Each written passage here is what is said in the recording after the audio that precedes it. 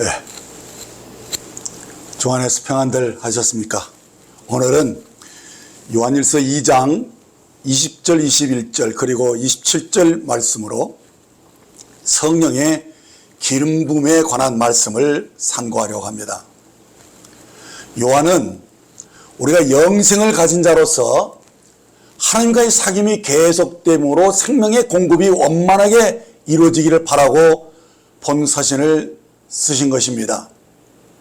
그래서 앞 시간에 적그리스도에 관한 말씀도 하나님과의 사귐을 해방하는 사단의 거짓 가르침을 거절하고 복음의 진리에 견고하게 서도록 하는 말씀이었고, 오늘 기름 부음에 관한 말씀도 하나님과의 사귐이 더 깊어지고 이로 인하여 생명 공급이 더 풍성하게 이루어져서 주님이 다시 오시는 그날까지 우리가 성령의 은혜로 풍성하게 살게 하려 하시는 것입니다. 그렇습니다. 거듭난 그리스도인은 성령의 기름 부음으로 그리스도인이 된 자들입니다.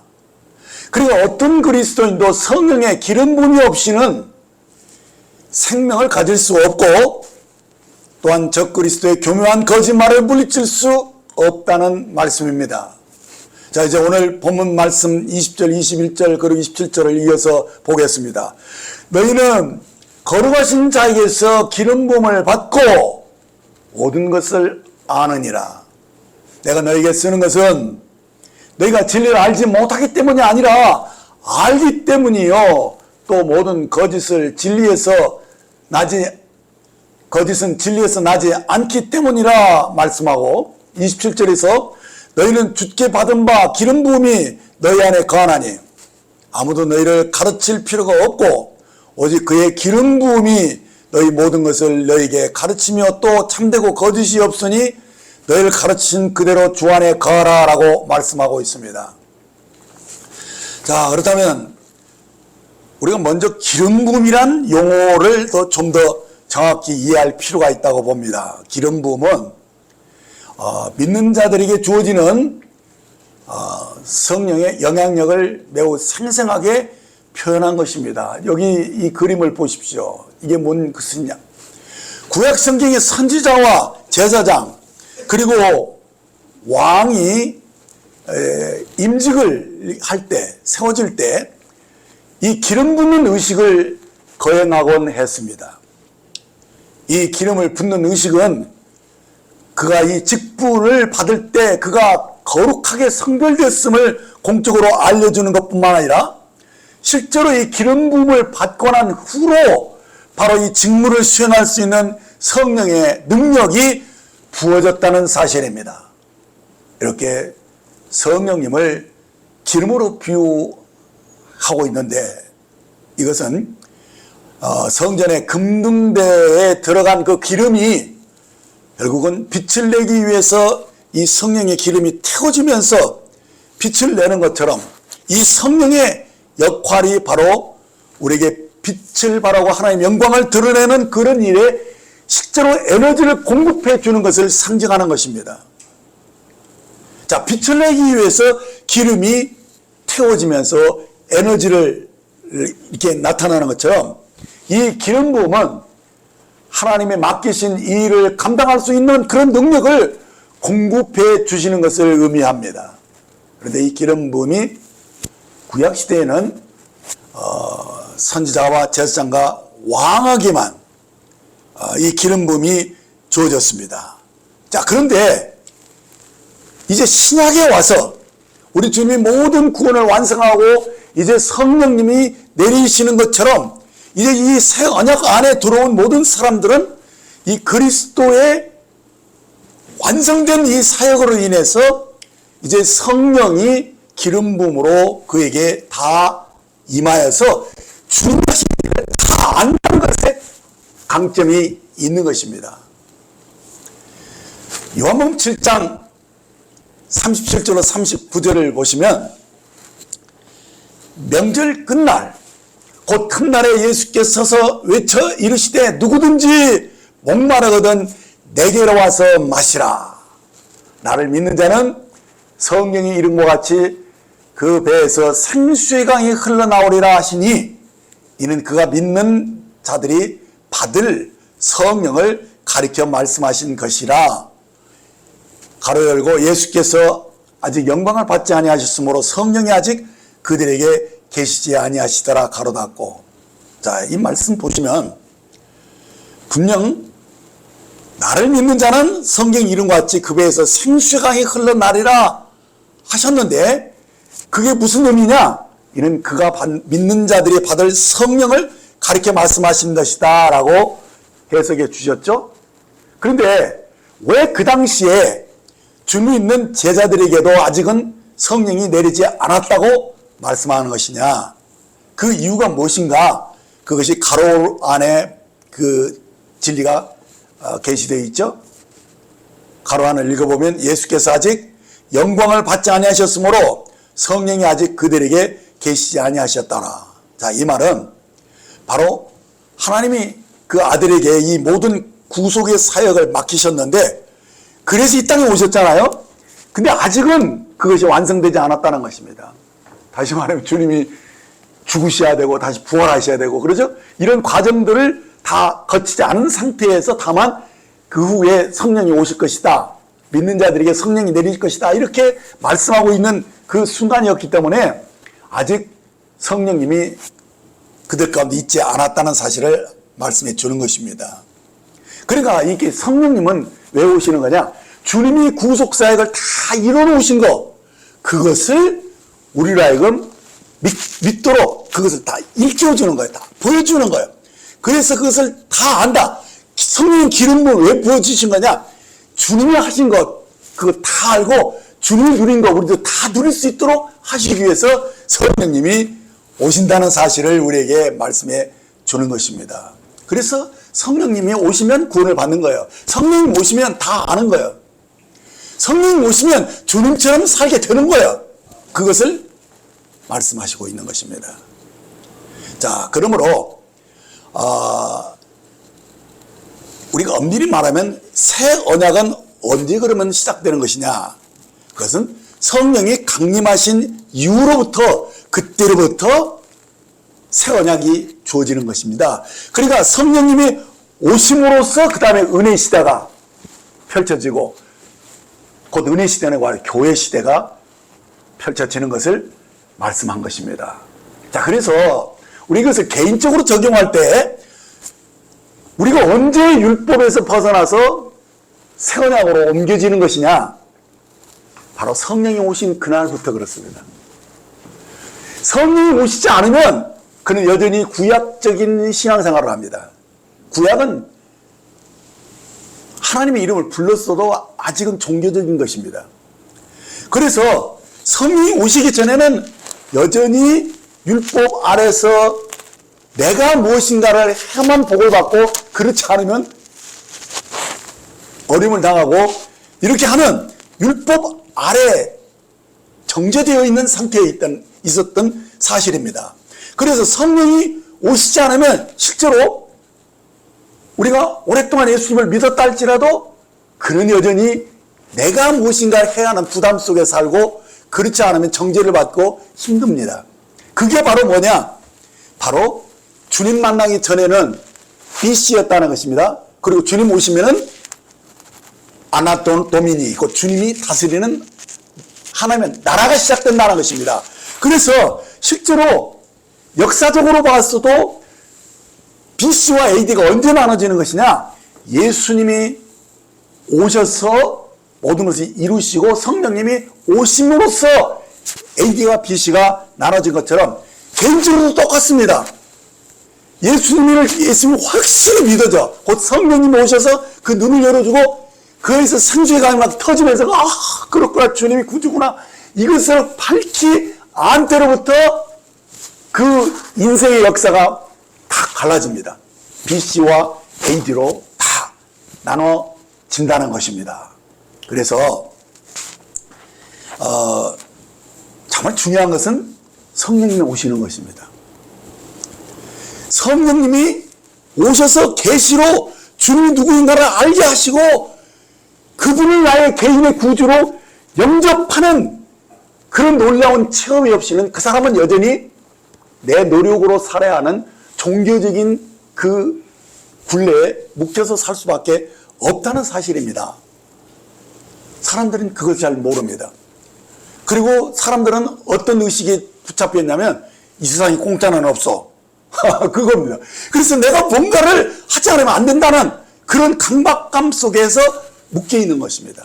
그래서 왜 그러냐면 아담이 범죄함으로써 땅이 저주를 받고 그때부터 어떻게 됩니까? 내가 이마에 땀을 흘리지 않고는 식물을 먹을 수 없는 그 저주알이 떨어졌잖아요. 그렇기 때문에 우리가 예수님을 만나기 전에는 무엇인가 내가 노력하고 애쓰지 않으면 안 되는 그러한 지경에 묶여 있다는 것입니다.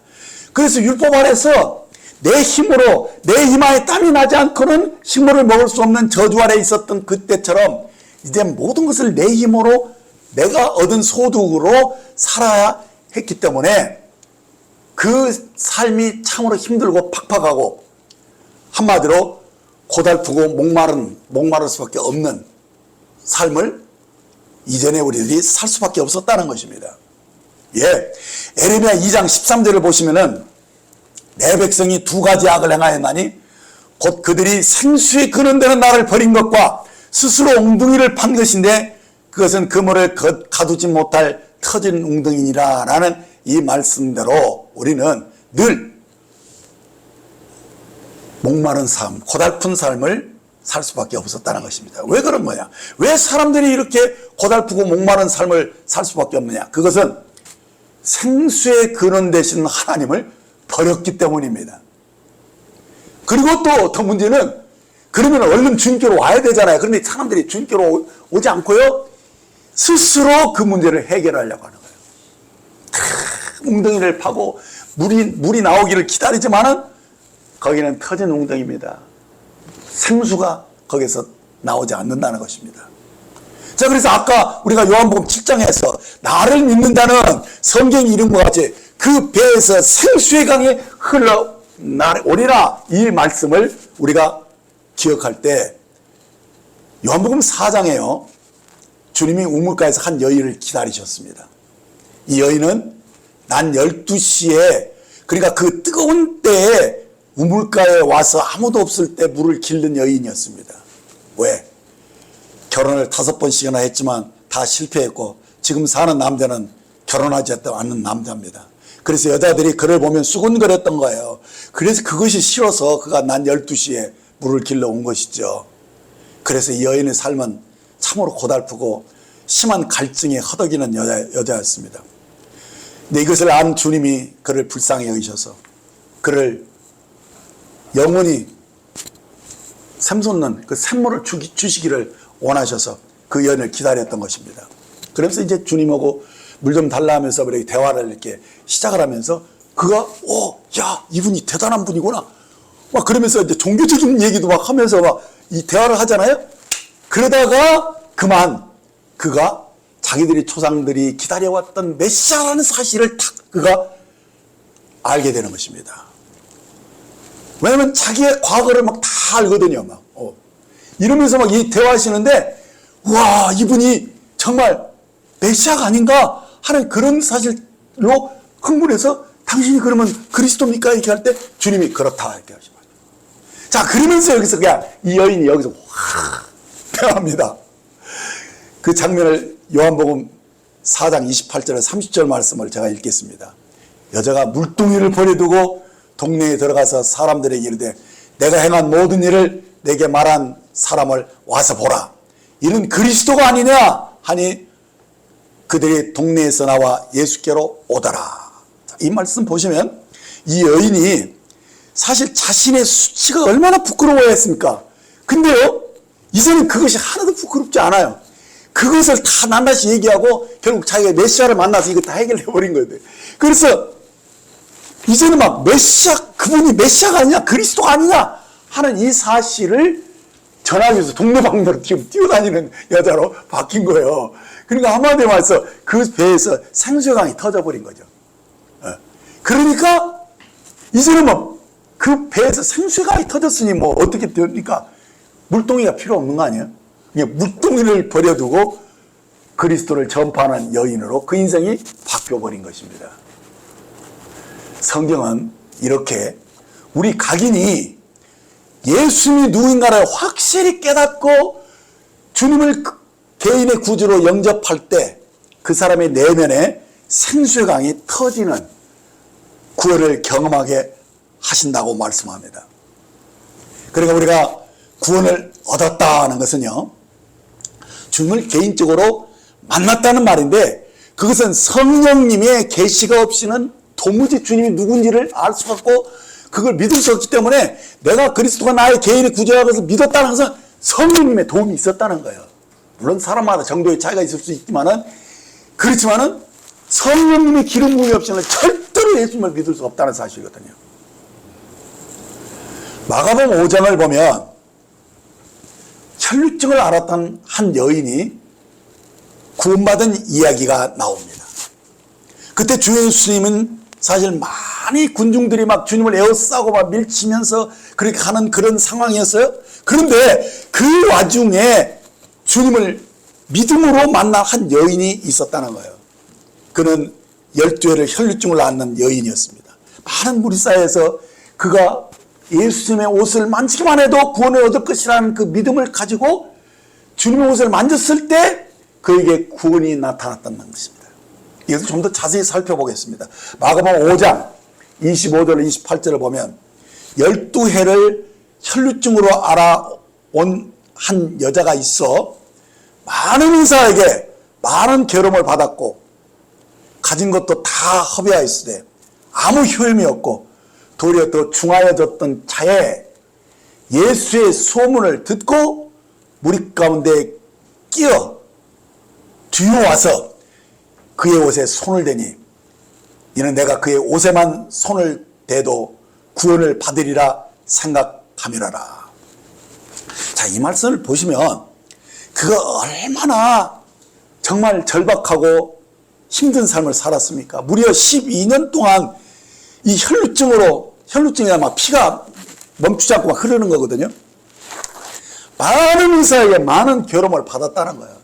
그래서 그냥 가진 재산도 이 병모친이라고 다 허비해버리고, 그런데도 아무런 효름이 없으니 얼마나 좌절되고 힘들었겠습니까? 예. 그리고 더 중해졌다고 그랬어요.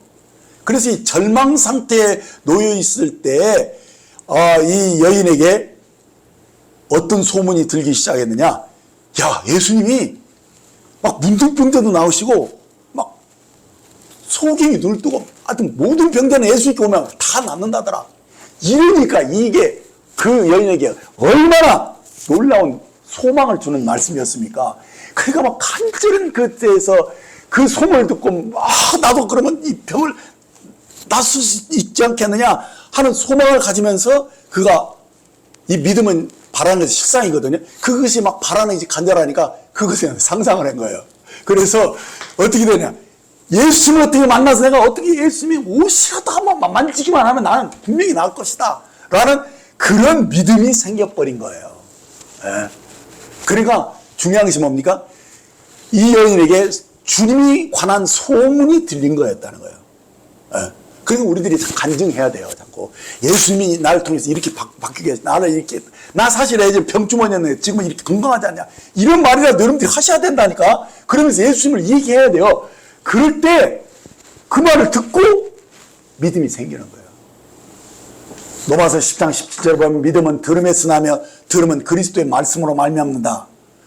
그렇습니다. 이 그리스도의 말씀이 전파될 때 특히 가난한 심령들은 그 말씀이 확 들어옵니다. 그냥 부유하고 그냥 금방 떨고 있는 사람들은요, 귀등에도 안 들어와요. 그런데 마음이 가난하고 마음이 애통하는 이런 마음이 있는 사람들은요, 우리의 간증이 그들이 큰 소망으로 딱 들어가는 거예요. 그러면서 그 말씀이, 그리스도의 말씀이 딱 들어갈 때 그가 믿고 구원을 받아버리는 거거든요. 네, 그거예요. 그래서 이 여인은 그 소문을 듣고는요, 예수님 옷을 만지기만 해도 내가 병에서 나을 것이다 라는 그런 믿음이 막 있었던 거예요. 그래서 그 믿음으로 실제로 주님 옷을 만졌을 때 하나님의 능력이 나갔잖아요. 그래서 치유가 된 거예요. 예. 그러니까 이 믿음이라는 것은요, 실제를 가리키는 거거든요. 믿음이 내가 바라는 것에 실제를 우리에게 보여주는 힘이거든요. 그래서 그가 그렇게 딱 만지니까 그냥 그만 능력이 확 나가면서 그 치유되어 버렸잖아요. 근데 주님이 그것을 알아차리시잖아요. 누가 나를 만졌느냐? 이렇게 물으니까 제자들이 아유 뭐 우리가 이렇게 에워싸고 미는데 누가 내 손을 댔느냐고 하시면 묻는 겁니까? 하면서 제자들도 뭐 의아하게 생각을 했잖아요. 그러나 주님은 자신에게서 능력이 나가는 것을 아셨던 거죠. 많은 사람들이 주 예수님을 에워싸고 밀쳤지만 그들에게 아무런 변화가 없었습니다. 그러나 이 여인에게는 바로 주님을 만졌을 때 그 몸에 변화가 일어났다는 것입니다. 왜 그렇습니까? 믿음을 허락받기 때문입니다. 성령님은요, 하나님은 우리의 마음의 중심을 다 아셔요. 정말 우리 마음에 무엇을 원하고 어떻게 하는지를 다 아시기 때문에 따로 증거를 받을 필요가 없다고 그랬거든요. 그러니까 이 여인이 어떻게 해서 예수님의 능력이 확 나갔느냐? 바로 성령님이 그 마음에 아니까 그 가난한 마음에서 막 그 애통하는 마음에 확 일이 있으니까 그냥 거기서 그냥 성령의 능력이 나간 거예요. 바로 구원은 그렇게 이루어져요.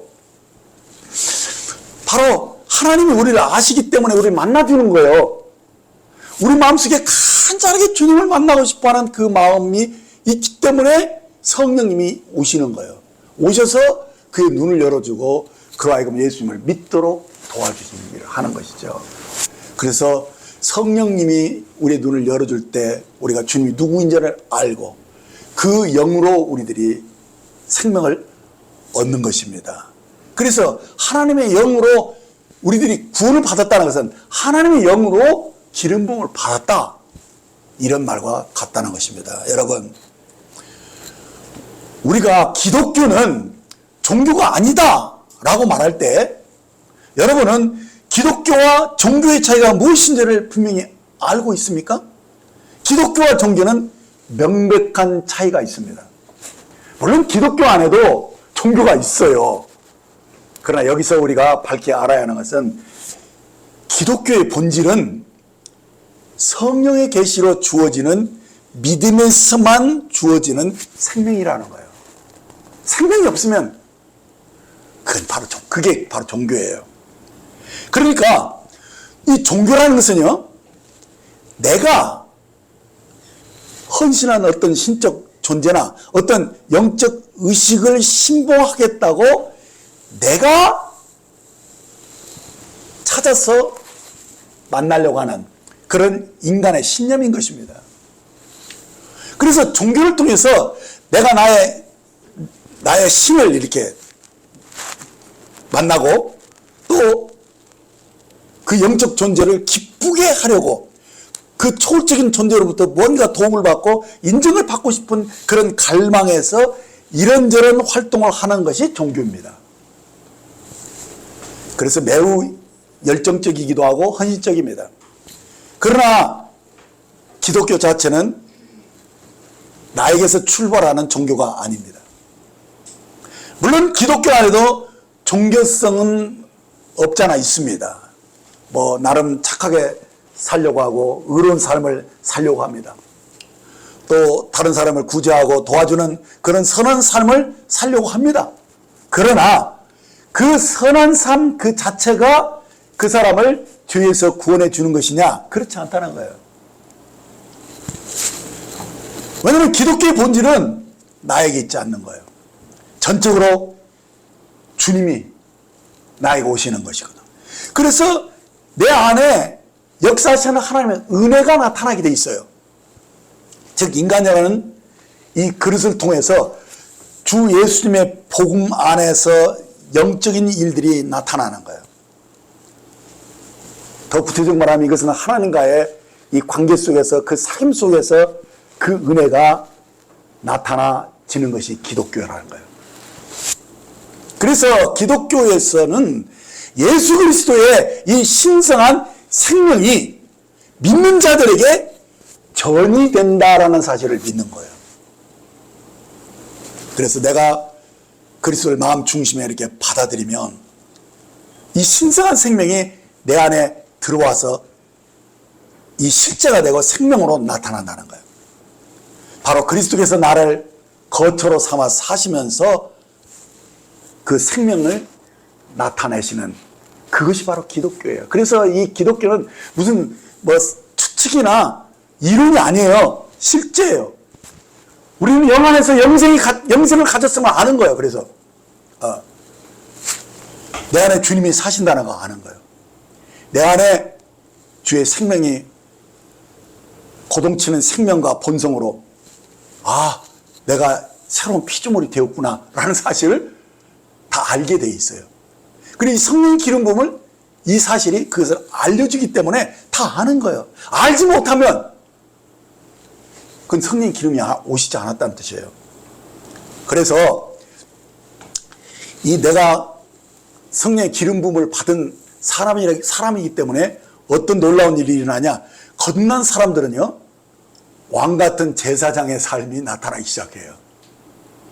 왜? 구약 시대는 선지자와 제사장과 왕에게 기름이 부어졌잖아요. 근데 신약에는 모든 믿는 자에게 부어지니까, 그러니까 다시 말하면 뭐냐?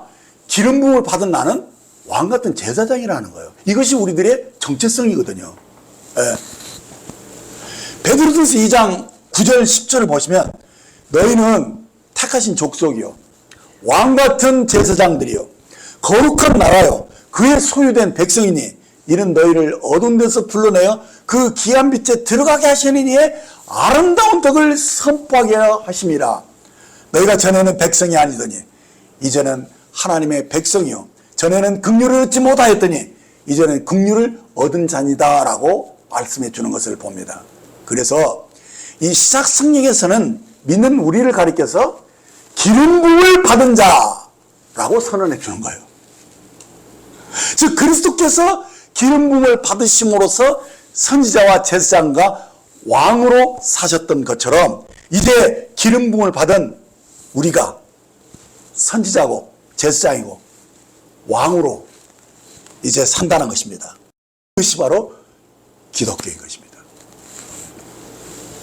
자, 오늘 본문 20절을 보시면 너희는 거룩하신 자에게서 기름 부음을 받고 모든 것을 아느니라 라고 말씀해 줍니다.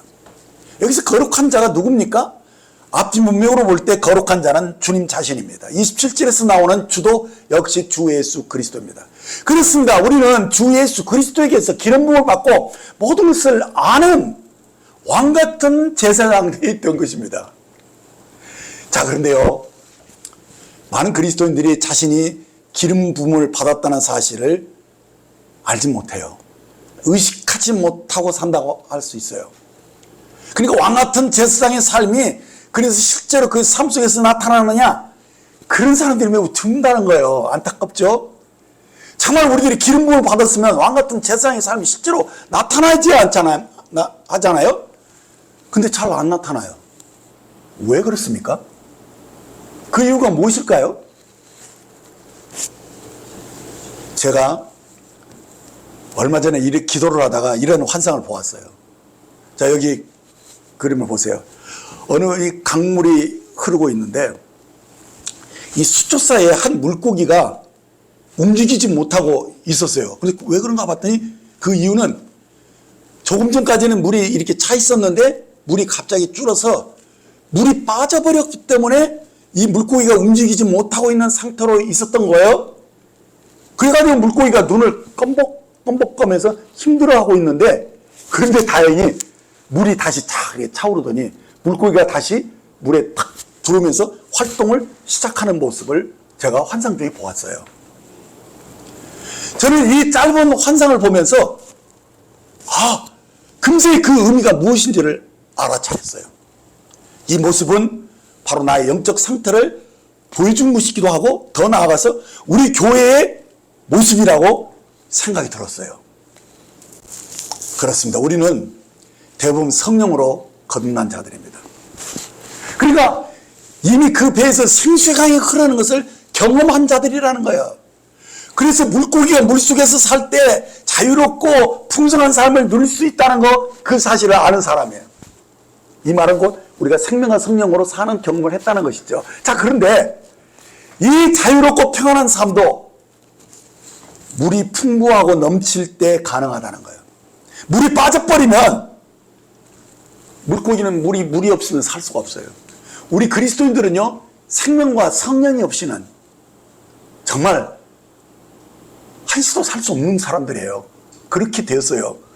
자, 그러게 뭐냐? 왜 많은 사람들이 명맥은 그리스도인이고 왕 같은 제사장이라고 말하고 있는데 그런 삶이 안 나오느냐? 그것은 이미 그 속에서 생수의 강이 터지고 거듭나는 경험이 있어도 그 이후에 성령 충만함이 없기 때문이라는 것입니다. 이 성령이 충만하지 않으면 물 속에서 물고기가 자유로운 것이지, 물이 없으면 생명의 능력이 안 나타나면 오히려 더 불편한 거예요. 예? 그래서 구원받았어도 생명과 성령의 능력으로 살지 않으면 어떻게 되느냐? 당장의 환경에 묶여요. 보이는 것에 의해서 딱 눌려버리고 아무것도 못해. 오히려 더 무기력할 수 있다는 거예요. 그래서 정말 우리에게 무엇이 필요하냐? 내가 정말 진정 거듭난 하나님의 사람이라면 나는 이제는 생명과 성령으로 살아야 된다. 다시 말하면 내가 육신이 있지 않고 영에 있지 않으면 나는 정말 하루도 못 산다. 그래서 나에게 필요한 것은 늘 성령의 은혜고, 성령이 나에게 충만한 상태에 내가 거하여 있어야지만 나는 풍성한 삶을 살 수 있다라는 사실을 깊이 인식해야 한다는 것입니다. 바로 제가 보았던 환상이 바로 그것을 우리에게 깨우쳐주는 환상이었어요. 참 너무 놀라운 환상이었어요. 예, 그렇습니다. 정말 우리들에게 필요한 것은요, 생명의 공급이에요. 늘 생명과 성령이 충만하게 공급되어야 하는데 그것이 무엇입니까? 그것은 바로 하나님과의 사귐이 계속돼야 한다는 거예요. 하나님과 사귐이 막히면 그래서 적그리스도가 바로 이것을 해치는 거거든요. 하나님과 사귐을 해치는 일들을 왜냐면 그게 이게 근본이니까 그 싸움을 하는 게 이게 영적 전쟁이거든요. 이 영적 전쟁은 다른 게 하나님과의 사귐을 방해하려는 세력과 그것을 극복하고 이겨서 늘 생명의 공급으로 늘 충만하게 사는 것. 이 싸움이 바로 영적 전쟁의 실제인 거예요. 그래서 제가 이 요한 1서 앞부분에서 주님, 이 요한이 뭘 얘기합니까? 우리가 거듭나 생명의 말씀으로 우리는 구원받은 사람이다. 그런데도 죄를 아직도 짓고 있다. 그 얘기를 하면서 뭘 얘기입니까? 자백에 대해서 알려주잖아요. 예? 그리고 주님이 우리의 대언자다. 우리는 이미 화목케 하는 하나님의 은혜를 입었기 때문에 우리가 혹시 죄를 지을지라도 얼른 자백해서 이 대언자 되신 주님의 은혜로 우리가 다시 회복하는 그런 삶을 살아야 할 것이 요한일서 1장의 전체적인 내용이에요. 그렇죠? 자, 그래서 우리가 이제 거듭난 사람이면 이제는 생명으로 살아야 되는 것, 이것을 깊이 인식하고 하나님과의 그 사귐이 얼마나 중요하냐. 그것은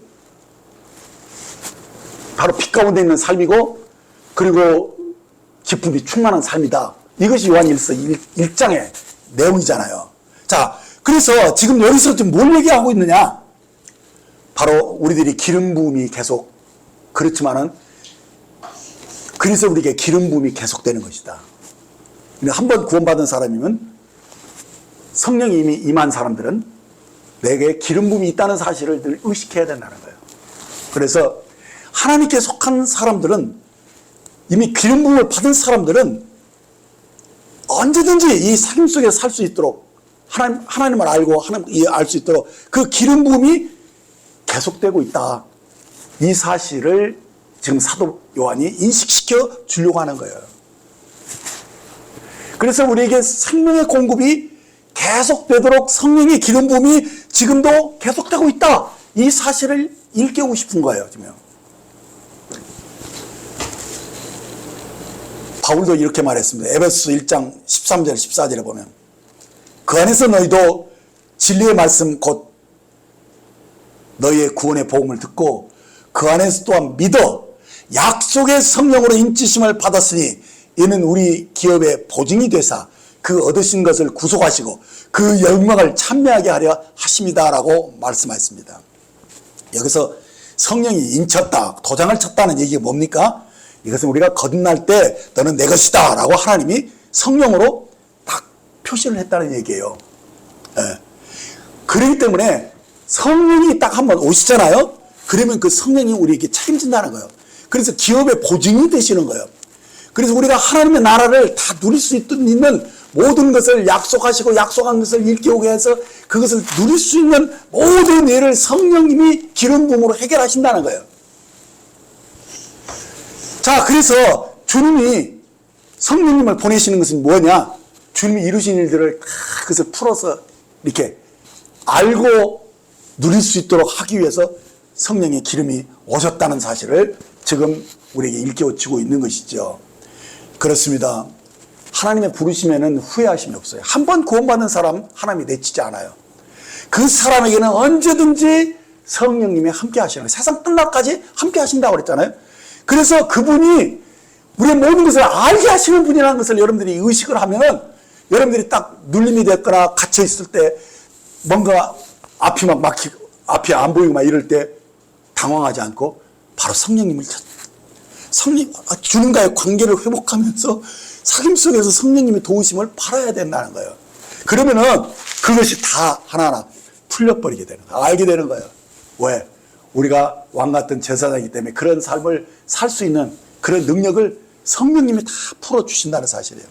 그래서 믿음을 가지고 우리가 도움이 필요할 때마다 담대하게 어떻게 합니까? 은혜의 보좌 앞에 담대히 나가야 하는 거. 이것이 우리에게 얼마나 중요한 사실인가를 여러분들이 인식해야 한다는 거예요. 그래서 이제 우리는 왕 같은 제사장인데 기도를 해도 구걸하듯이 하지 마세요. 우리는 왕이 그 임무를 감당하기 위해서 다 그 능력들이 예비되어 있는 거예요. 그냥 그것을 믿음으로 담대하게 구하고 사용하면 돼요. 예, 그걸 얘기하고 싶은 거예요, 지금. 그래서 하나님의 공급은 우리에게 언제든지 지금 현상은 막힌 것 같고 그 기름 부음이 흐르지 않은 것 같아도 언제든지 가능하다는 거예요. 그래서 때를 따라 돕는 은혜를 얻기 위해서 우리가 어떻게 합니까? 은혜의 보좌 앞에 담대히 나가는 것. 이것만 여러분들이 기억하고 있어도 여러분들이 승리의 삶으로 보장된 거예요. 그러므로 언제든지 우리가 성령 충만함을 구하는 자로 살라는 거예요. 왜요? 우리가 성령의 충만함만 있으면 우리는 다 하나님 뜻대로 살 수 있어요. 예. 하나님을 기쁘시게 하는 삶을 성령이 충만할 때는 그냥 다 저절로 된다는 거예요. 에베소 5장 15절에서 18절을 보시면 그런즉 내가 어떻게 행할지를 자세히 주의하여 지혜 없는 자 같이 하지 말고 오직 지혜 있는 자 같이 하여 세월을 아끼라. 때가 악하니라. 그러므로 어리석은 자가 되지 말고 오직 주의 뜻이 무엇인가 이해하라. 술 취하지 말라. 이는 방탕하는 것이니 오직 성령의 충만함을 받아라. 이렇게 권면하고 있잖아요. 그러니까 이 악한 세상에서 우리가 주의 뜻대로 사는 것이 쉽지 않아요. 그래요? 적그리 세력들이 막 우리 미혹하고 또 이상하게 환경도 갑자기 무너지기도 하고 막 이래요. 어렵게 하려고 마귀도 가만 안 있어요. 우는 사처럼 막 두루 살피고 다닌다고 그랬잖아요. 자, 그런데 이런 모든 힘들고 답답한 것들을 어떻게 다 극복해 나갈 수 있느냐? 어떻게 지혜롭게 할 수 있느냐? 어떻게 하는 뜻대로 살 수 있느냐? 오직 성령 충만함을 받으라는 거예요. 그러면은 그냥 다 된다는 거예요. 그러면은 성령님의 충만한 성령의 기름 부음이 다시 회복되면 어떤 일이 납니까? 일단은 지혜가 딱 열리는 거예요. 지혜는 뭡니까? 어떻게 행할 것을 아는 거예요. 그러니까 보이기 때문에 문제를 해결한다는 거예요. 그러니까 성령의 기름 부음은 우리 눈을 열어주는 거예요. 하나님의 지혜를, 그 계시를 보여주는 거예요. 그 일을 하신다는 거예요, 성령님이. 이 사실을 믿고 성령님 보여주세요. 성령님 알려주세요. 이렇게 기도하라는 거예요. 그게 성령 충만함을 받았을 때 다 이런들이 자연스럽게 되어진다는 말씀입니다. 그래서 우리가 생명으로 계속 살려면은 우리가 성령 충만함을 계속 받아야 된다. 또는 계속 유지해야 된다. 이렇게 말할 수가 있는 거예요. 그래서 우리들의 모든 삶의 초점은 성령 충만을 구하는 것에 맞춰져야 한다는 거예요. 그래서 주님이 우리 기도를 가르쳐 줄 때 그 구한 것을 받을 수 있다는 확신을 주시기 위해서 이렇게 말씀하셨습니다. 누가복음 11장 10절로 13절 말씀을 보면 구하는 이마다 받을 것이요 찾는 이는 찾아낼 것이요 두드리는 이에게는 열릴 것이니라. 너희 중에 아버지 된 자로서 누가 아들이 생선을 달라 하는데 생선 대신에 뱀을 주며 알을 달라고 하는데 정갈을 주겠느냐. 너희가 아깝지라도 좋은 것을 자식에게 줄 알거든. 하물며 너희의 하늘 아버지께서 구하는 자에게 무엇을? 성령을 주시지 않겠느냐. 이 하신 말씀을 보면은요, 자, 하나님이 우리 아버지로서 그 아들에게 모든 좋은 것을 다 주신다는 거예요. 그러니까 이건 정말 기도에 대한 응답을 확실히 믿을 수 있죠. 그런데 응답하실 때 무엇을 주시느냐? 가장 좋은 것을 주신다고 말씀하시면서 성령을 주지 않겠느냐? 왜 그렇게 바꿔서 말씀하셨을까요? 이 기도 응답은요, 성령이 충만할 때 이미 답을 가지고 오는 거거든요. 성령이 충만하면 지혜가 열려버려요. 그리고 그냥 알아요. 문제가 무엇이며 어떻게 할 것인가를 성령이 충만할 때 다 알아버리기 때문에 실제로 참된 응답은 성령 충만함이라는 거예요. 그래서 우리의 기도 생활이 성령 충만에 맞춰져야 한다는 거예요. 그래서 무시로 깨어서 막 기도하는 거예요. 그래서 왜 방언 기도를 그렇게 막 의미도 없이 막 그렇게 오랫동안 하냐고 이렇게 어떤 사람이 따지는데 그게 아니에요. 그게 성령 기름 부음을 받는 첩경이거든요. 그래서 우리가 그냥 눈을 뜨면 그냥 방언하고 기도하고 막 조물조물하고 이렇게 하는 것은 늘 이 성령의 기름 부음이 계속되기를 간구하는 그런 중심의 태도인 거예요. 그래서 우리 기도 생활이 늘 이렇게 기름 부음을 사모하는 그런 기도가 돼야 되는 것이죠. 그럴 때 우리에게 나타나는 게 뭡니까? 이 방언 기도를 많이 하면은요, 이 성령의 기름 부음이 활성화되면서 어떻게 됩니까? 하나님의 비밀이 열리기 시작해요. 하나님의 비밀이 열린다는 것은 하나님의 지혜가 온다는 얘기 아닙니까? 그러면서 사귐이 원만해지는 거예요. 그러니까 보이지 않고 걷는 거하고요, 보고 걷는 거하고 무지하게 틀려요. 그러니까 보니까 주님을 어떻게 섬겨야 되고 어떻게 해야 될 것인지 아는 거거든요. 그래서 이 성령 충만함이 그렇게 필요하다는 거예요. 예. 그리고 성령 충만할 때 특징이 뭐가 나타납니까? 담대함이 돼요. 그래서 약속하신 것이 그대로 이루어질 건 믿음이 생기고 그 믿음 때문에 그냥 행동이 막 나가버려요. 그냥. 그게 담대함이거든요. 그래서 성령이 충만할 때 특징이 뭐냐면 믿음이 충만한 것이에요. 예. 여러분, 믿음이 충만한 사람은요, 거칠 것이 없어요. 그냥 막 담대하거든요. 그래서 우리가 중요한 것은 기도할 때 참 중요한 자세는 뭐냐면 믿음이 생길 때까지 기도하는 버릇을 가져야 돼요. 그냥 기도하고 조금만 있다가 그냥 이게 일어나는 게 아니라 내가 기도한 그것에 대해서 확실히 믿어지고 아멘 맞아 하면서 그 마음에 담대함이 생겨가지고 그대로 될 거야 하는 그런 거. 그렇게 해서 막 금방이라도 행동할 수 있는 그런 준비가 되었다고 싶을 때 기도를 딱 마치는 거예요. 그렇게 하셔야 돼요. 예. 그래서 때로는 기도가 참 힘들고 또 때는 인내가 필요해요. 정말 많이 엎드려야 되는 그런 때가 있다니까요. 왜냐면 어떻게 그것이 막 정말 아직도 안 믿어지는 거예요. 그러면 기도 끝내면 안 돼요. 믿어질 때까지 해야 되니까 인내가 필요한 거죠. 그래서 때로는 시간이 중요한 거 아니다고 막 말하는데 안 해. 어떨 때는 시간이 중요하더라고. 저는 그걸 많이 요즘 깨달아요. 예. 그래서 성령 충만하면 그때 일어나라. 기도도 그때 끝내라. 그것을 여러분들이 명심하시기 바랍니다. 왜 그러냐면요, 마가복음 11장 23절 24절을 보시면 내가 진실로 너에게 이르노니 누구든지 이 산도로 들려 바다에 던지라 하며 그 말하는 것이 이루어질 줄 믿고 마음에 의심치 아니하면 그대로 되리라. 그러므로 내가 너에게 말하노니 무엇이든지 기도하고 구하는 것은 받은 줄로 믿으라. 그러면 너에게 그대로 되리라. 자, 이 말씀 보면은 우리들이 기도했으면 그대로 된 줄로 믿어야 되잖아요. 근데 어떨 때는 기도해도 그게 안 믿어질 때가 있어요.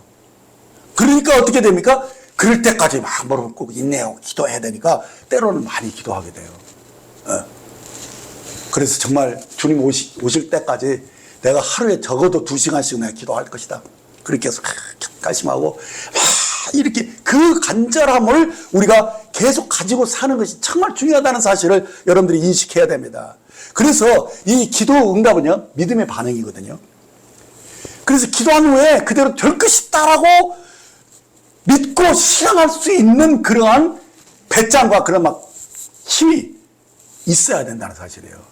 그래서 기도하라 하는 것이 아닙니까? 그래서요, 이제 오늘 말씀의 핵심 요지는 이거예요. 기름 부음에는 두 방면이 있다는 거예요. 첫째는 성령님이 내 안에 들어오셔서 나의 영에 생명을 주는 것, 곧 거듭남과 관련된 말씀인데, 내가 구주를 영접할 때 내 속에서 내면에 생수의 강이 팍 터지는 거예요. 거듭남이죠. 성령이 내주하심이죠. 그리고 또 하나는 뭡니까?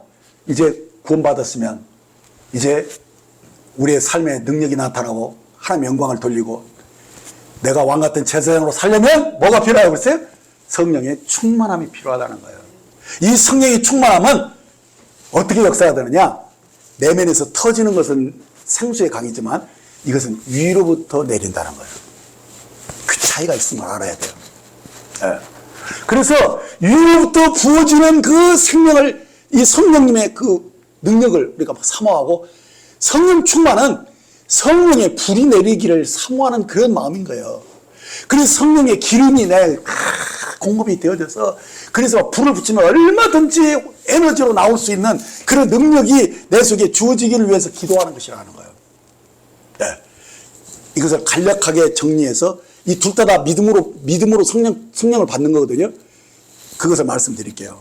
자, 주님이 십자가를 지시기 전에, 곧 아버지께로 가시기 전에 요한복음 14장에서 다른 보혜사인 진리의 영을 보내주시겠다고 약속하신 거 아실 겁니다. 요한복음 14장 16절 17절 보면 내가 아버지께 구하겠으니 그가 또 다른 보혜사를 너희에게 주사 영원토록 너희와 함께 있게 하시리니 그는 진리의 영이라 세상은 능히 그를 받지 못하는 이는 그를 보지도 못하고 알지도 못함이라. 그러나 너희는 그를 아나니 그는 너희와 함께 거하시며 또 너희 속에 계시겠습니다. 자, 이 약속은 바로 주님이 부활하신 날 성취되었죠. 주님이 부활하시는 제자들이 두려워서 막 문을 걸어 잠그고 막 숨어 있을 때 그곳에 주님이 쫙 나타나셨어요.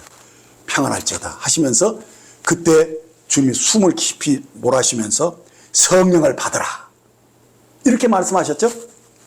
그 순간 성령께서 그 숨결로 제자들의 마음속에 생명이 들어간 거예요. 그게 뭡니까? 내주하시는 성령님이시죠. 내주하시는 성령님. 곧 생명 주는 영이 그 안에 들어온 것이죠. 그래서 그만 제자들이 그때부터 이제 하나님을 아버지라고 부를 수 있고, 그리고 그 내면에 변화가 일어나면서 내적인 생명이 변화가 일어났습니다. 거듭나기 직전까지 그들은요, 사실 누가 크냐 하는 것 때문에 막 제자들이 서로 시기하고 막 갈등하고 다퉜어요. 그런데요, 그들의 마음에 주님의 생명이 딱 들어오면서 완전히 바뀌어버립니다.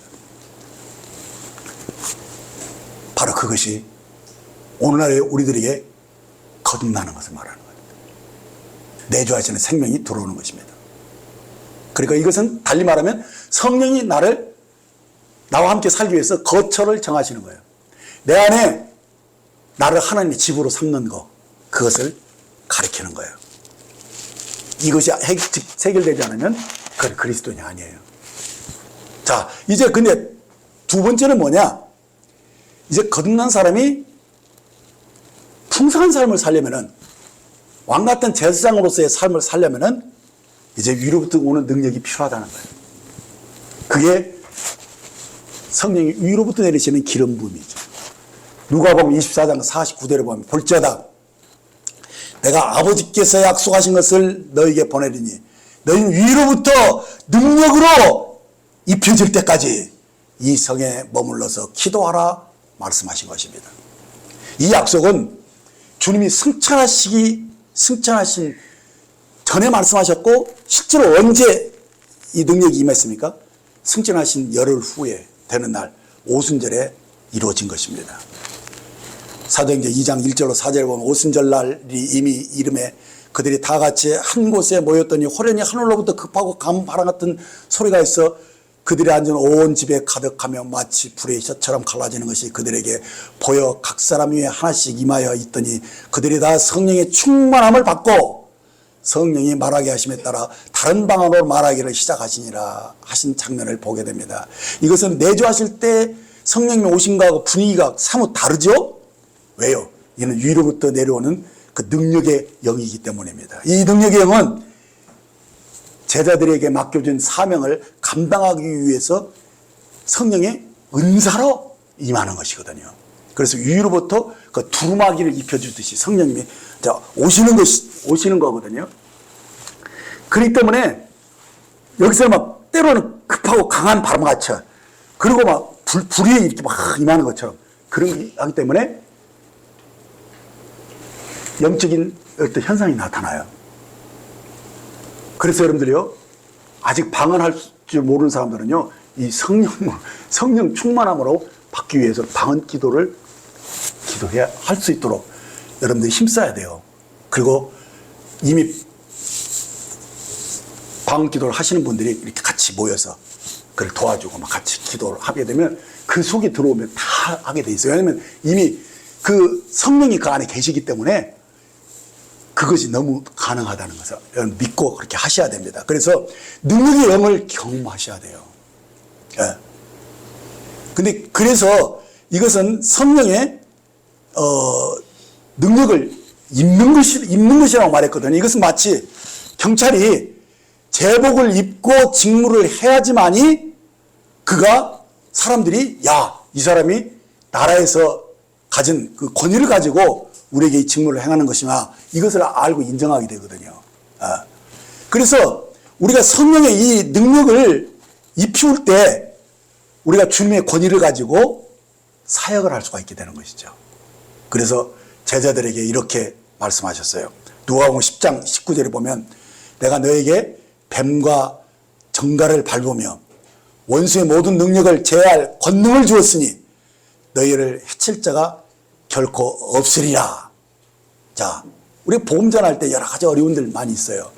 심지어는 이 악한 귀신들에 의해서 막 믿지 못하도록 사람들을 막 혼란하게 하고 이렇게 하기 때문에 우리가 복음 전할 때 귀신도 쫓겨나야 되고 막 이런 어떤 어려움들도 막아설 수 있는, 그래서 이 뱀과 정갈을 제어할 수 있는 그런 권능을 주셨다 이렇게 말씀하시는 거예요. 지금 제자들에게 주셨죠. 그러면서 이제는 믿는 모든 자들에게 말씀하십니다. 마가복음 16장 17절 18절에 보면 믿는 자들에게 이런 표적이 따르느니 곧 그들이 내 이름으로 귀신을 쫓아내며 새 방언을 말하며 뱀을 집어올리며 무슨 독을 마실지라도 해를 받지 않으며 병든 사람에게 손을 얹은즉 나으리라 하시리라. 바로 이 약속은 이제 모든 그리스도인들이 하신 약속이고 선물입니다. 그러므로 우리가 이 성령의 능력을 주십사 하고 기도하셔야 되고 또 기도도 믿음으로 해서 그것을 받아내야 됩니다. 그리고 받았다라고 믿고 그것을 행하는 사람들이 되셔야 한다는 것을 말씀하고 있는 거예요. 그래서 이 복음을 전파하는 그런 사명을 감당하려면 이 능력을 필수적으로 받아야 된다는 사실입니다. 그래서 제가 오늘 말씀은 이 두 방면을 계속 앞부분에서는 생수의 강이 터져야 되는 거듭남을 강조했고 뒤쪽으로 와서는 성령 충만함을 말씀하면서 결국은 우리가 능력의 영으로 덧입힘을 받아야 된다는 것을 말씀하고 있는 것입니다. 그런데 이 두 가지가 다 어떻게 되느냐? 다 믿음으로 받는 거예요. 믿음으로. 그리고 다 이미 약속되어 있는 거라는 거예요. 사도행전 2장 17절 18절에 보면 하나님이 말씀하시기를 말세에 내가 내 영을 모든 육체에 부어주리니, 모든 육체라고 그랬잖아요. 그냥 아직 믿지 않는 사람까지 다 사실 포함해서 말씀하신 것이죠. 너희의 자녀들은 애언할 것이요 너희의 젊은이들은 환상을 보고 너희의 늙은이들은 꿈을 꾸리라. 그때 내가 내 영을 내 남종과 여종에게 부어주리니 그들이 예언할 것이요. 이렇게 말씀하는 거 보면 이 성령의 기름 부음은 바로 은사와 관계된 그런 능력이 나타나는 것을 말하는 것입니다. 그러면 이 성령의 충만함을 어떻게 우리가 받는 것이냐? 그것은 오히려 의외로 단순해요. 그건 뭐냐? 믿음이라는 거예요. 그래서 그 길을 이렇게 제시했습니다. 누구든지 주의 이름을 부른 자는 구원을 받으리라 하셨어요. 간단하게 말씀하셨어요. 이 말은 우리가 믿음으로 성령 충만을 받는다는 말씀을 하시는 거예요. 사도 바울도 똑같이 말씀하셨어요. 로마서 10장 10절을 보면 사람의 마음으로 믿어 의에 이르고 입으로 시인하여 구원에 이르느니라. 누구든지 주의 이름을 부르는 자는 구원을 받으리라. 이렇게 간단하게 말씀하셨어요. 그게 뭐냐? 주의 이름을 부른다는 말은요, 주님이 약속하셨으니까 주님께 그것을 받으려고 주님을 찾는 거죠. 그러니까 이것은 믿음이 없이는 그렇게 되지 않는 거거든요. 그래서 주님 주세요, 약속하신 것 주세요 라고 믿음의 기도를 압축해서 한 말이에요. 예. 그러니까 성령님은 예수 그리스도의 실제이신 것입니다. 그래서 주의 이름을 부를 때 성령님이 실제로, 예수님이 실제로 나타나시는 거예요. 그래서 성령을 믿음으로 받으면 되는 거예요. 주 예수님, 제 마음에 오십시오. 제 위에 능력으로 입혀주세요. 주님은 나의 의입니다. 그렇게 하면서 주님은 나의 구원입니다. 이러면서 그렇게 기도를 하시면 돼요. 성령님이. 그래서 성령님께 간절히 구하고 그것을, 그 약속을 믿음으로 구할 때 그냥 그렇게 되어진다는 거예요. 네. 그래서 이 믿음으로 기도할 때 이 모든 것이 은혜로 실제가 된다는 거. 이게 성령님의 약속이거든요. 그러니까 어떻게 해야 되느냐? 우리는 어린아이 같이 따지지 말고, 정말일까? 이 의심하지 말고, 하나님이 거짓말하겠어? 그리고 어린아이처럼 그냥 단순하게 믿는 거예요. 기도하고. 그러면서 이미 나에게 주신 줄 믿고 방언 기도도 성령이 말하면 하시다. 그냥 말을 하면 돼요. 그러니까 한국말만 아닌 다른 말로 막 뭔가를 얘기를 하려고 하면요, 그냥 터져요. 진짜예요. 왜? 이미 성령이 오셨으니까. 그렇게 약속하셨으니까. 그래서 눈에는 보이지 않지만 분명히 하나님의 말씀하신 것이면 이것은 실제다. 그게 믿음이거든요. 그 믿음으로 구하면 내 속에서 생수의 강이 터지고 내가 성령이 두루마리를 입는 것처럼 성령의 충만함을 경험하게 되는 거예요. 네. 그래서 마지막 때에 이 성령 충만함을 필요하다는 이 사실을 여러분들이 정말 절실하게 받아야 돼요. 네. 마지막 때 우리에게 정말 경각심을 주는 말씀입니다. 마태복음 25장을 보면 열천의 비유가 나옵니다. 5절에 신랑이 더디움으로 다 졸며 잘세, 이렇게 말씀한 것은요, 이 마지막이 가까울수록 우리 눈꺼풀이 무거워진다는 거예요. 왜? 마지막이 가까울수록 적그리스도의 세력들이 더 강하게 역사하기 때문에 정말 우리가 깨어있기가 힘든 그 시기가 온다는 거예요. 그래서 우리가 깨어있기 힘들 때 어떻게 해야 됩니까? 졸지 않으려고 막 깨어서 기도하는 것이 필요하다는 거예요, 지금. 그래서 이 기도가 우리 속에서 살아나야 돼요. 그래서 정말 성령의 기름 부음을 내가 계속 공급받지 않으면 안 된다라는 절박함을 가지고 계속 하루에도 막 몇 시간씩 막 기도하는, 이렇게 할 때 사실은 우리가 기름을 채운 만큼 멀리 갈 수 있고요. 그렇죠? 배터리도 충전한 시간이 많아야지만이 차가 많이 움직일 수 있잖아요. 여러분들이 많이 활동하고 하나님께 영광을 더 많이 돌리려면 더 많이 무릎을 꿇어야 된다는 사실이에요. 네. 그래서 우리는 이 미련한 처녀들이 이 지혜로운 처녀들에게 한 말에 요것에서 우리들이 정말 주의 깊게 봐야 돼요. 8절에 보면 미련한 자들이 슬기로운 자에게 이르되 우리 등불이 꺼져가니 너희 기름을 좀 나눠달라 하거늘. 자, 이 말씀을 많은 사람들이 이렇게 해석해 버리더라고. 아, 이 미련한 자는 구원받지 않은 사람이야. 그럴까요? 근데 잘 살펴보면요, 우리 등불이 꺼져가니, 그러니까 지금까지 불이 켜져 있었다는 얘기 아니에요? 그렇죠? 그리고 처녀잖아요. 아무리 미련해도. 다만 기도를 게을리해서 미련해진 것이지, 그가 구원받지 않은 사람이라고 해석하는 것은 무리가 있다는 거예요. 자, 그렇기 때문에 여기서 무슨 문제냐? 신랑이로다! 이렇게 마지막 납벌소를 부를 때, 그때 다 뛰어나갔다는 얘기예요. 뛰어나갔는데, 기름이 그냥 깜빡깜빡해서 불이 꺼져가니까, 어떻게 됩니까? 주님을 맞이할 만한 준비가 제대로 안 됐다는 얘기가 그때 드러난 것이거든요. 그래서 슬기로운 자에게 막 기름을 좀 나눠달라고 하니까, 슬기로운 자가 뭐라고 하냐니까? 이 구절이 굉장히 중요한 구절입니다. 우리와 너희가 쓰기에 다 부족할까 하노니 차라리 파는 자에게 가서 너희 쓸 것을 사라! 권하는 것을 봅니다. 그렇습니다. 기름은 거저 주어지는 것이 아니라는 것입니다. 반드시 값을 지불하고 사야 한다는 거예요. 이 성령 충만한 삶은요, 대가를 치르지 않고는 유지할 수 없다는 것입니다. 왜냐면요, 때가 악하기 때문입니다. 그래서 세월을 아끼라, 때가 악하니라, 이렇게 말하고 나서 성령 충만을 받으라는 말씀이 이어서 나오는데, 여기서 세월을 아끼라는 말을 원어로 제가 살펴보니까 값을 치르고 살아, 그런 뜻이에요. 이 악한 이 세대를요, 실제로 내가 기름이 없으면 안 된다는 심정으로 값을 치르고 무릎을 꿇지 않고는요, 이 악한 세대를 이길 수 없다는 거예요. 그런 의미예요, 지금. 그래서 이 기름은 값을 치르고 사야 한다는 거예요. 여러분들이 무릎 꿇지 않으면 이 악한 세대를 이길 수 없다는 거예요. 미혹되고 여러분들이 휩쓸려서 떠나갈 수 있다는 거예요. 그래서 성령 충만한 삶을 살려면은 우리가 값을 치러야 한다는 거예요. 네, 그거예요. 값을 치른다는 것은 주님과 기도 속에서 기름 부음을 계속 공급받는 것이죠. 그래서 주님과의 친밀한 사귐을 갖고 주님과 동행하는 삶을 살려고 해야 한다는 거예요. 마태복음 24장 44절에서 46절을 보면, 이러므로 너희도 준비하고 있으라.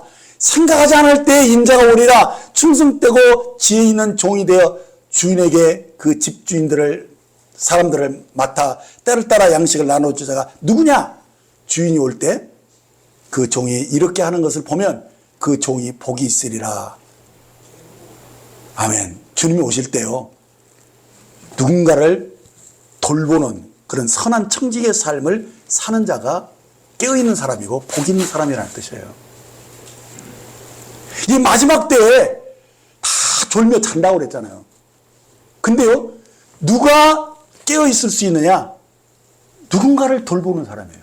섬기고. 아직 구원받지 않은 사람은 안타까워가지고 너 구원받아야 돼, 주님 곧 오셔, 이렇게 말하고 다니는 사람, 그리고 구원받은 사람이면 이제 막 성령의 기름 부으면서 얘기하고 기도하는 것도 가르쳐주고 막 이렇게 해서 바쁜 사람은 졸지 않아요. 네. 그런 삶을 살아야만이 그게 주님을 예비하시는 삶이라는 거예요. 여러분, 여기 이 그림 보세요. 이게 지금 이 표가 어디에 걸려있는지 여러분들 아십니까? 이게요, 뭐라고 써졌어요? 살려는 성도, 살리는 교회. 자, 이것이 우리 교회가 내건 비전이에요. 그렇죠? 지금 그래서 교회 벽에 다 이렇게 붙여놨는데, 이 의미를 여러분들이 깊이 묵상하면서 이렇게 되기를 소원해야 돼요. 이게 우리의 비전이니까요. 이게 뭐냐? 마지막 시대에 사는 우리가 살려는 성도가 돼야 된다. 그리고 살리는 교회가 되어야 된다. 그 말이에요. 어떻게? 그러면 살려는 성도는 어떻게 되냐? 성령으로 살려고 하는 성도들이 되셔야 되고요. 그런 사람들이 모인 교회는요, 이제 살리는 교회의 역할을 제대로 한다. 그런 의미의 말씀인 것입니다. 여러분들이 이 표가 여러분들이 비전이 되기를 주의 이름으로 축원합니다. 네, 오늘은 여기까지 말씀을 듣겠습니다. 기도하겠습니다.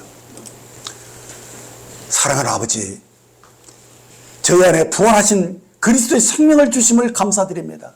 우리 내면에 생수의 강이 흐르고 있음을 인하여 감사드립니다. 저희 심령을 아버지 집으로 삼아 주신 것 감사드립니다. 그리고 이로부터 이 부어지는 성령의 능력을 사모하며 오늘 이 시간에도 주님 이 성령 충만함을 간구하고 이것이 얼마나 중요한 것에 대해서 듣게 하심을 감사합니다.